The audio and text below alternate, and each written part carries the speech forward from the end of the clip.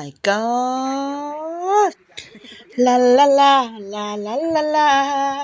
ลาลาลาลาลาลาลา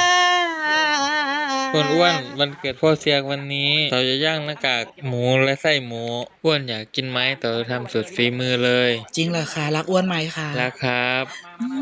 ครบรอบ65ปีปีนี้พ่อใหญ่เสี่ยงและครอบครัวพันวสูครอบครัวเปาะนอกน้ำโดยคุณหมอยุ้ยและพี่นำข้างพี่ฝนรังสรรค์เมนูหน้ากากหมูย่างใส่หมูกินแซ่บๆน้ำกันจ้าทุกคนจ้านอกจากนี้ไอสารยังรังสรรค์เมนูพิเศษชื่อว่าก้านฟอยหรือว่าก้อยฟ้านผู้ใดเคยกินเนี่ยจ้าทุกคนจ้า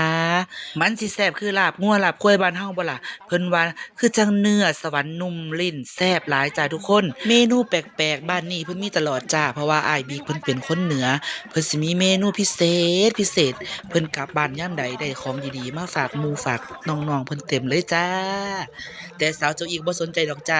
ที่สุดของหัวใจก็คือย่างใส่แล้วก็หน้ากากหมูที่ผู้ชายปิ้งหอมห่วย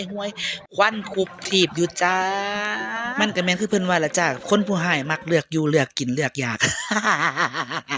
โอ้ยสาวเจ้าอีกินบ่เป็นดอกจ้าการฟ้อยก้อยฟันให้หนุ่มๆเพิ่นจัดการโลดจ้าสาวๆคือเฮาก็ชนแก้วตั้งแต่มื้อบ่เกิดเดี๋ยวกินก็เต็มอากหลากคือจังพระวัดป่าทุกคนจ้าจักสิกินหยังก่อนดี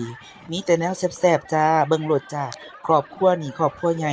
เพิ่นฮักแพงกันหลายจ้าอายุรวมกันก็ 2,000 ปีกว่าพุ่นล่ะจ้า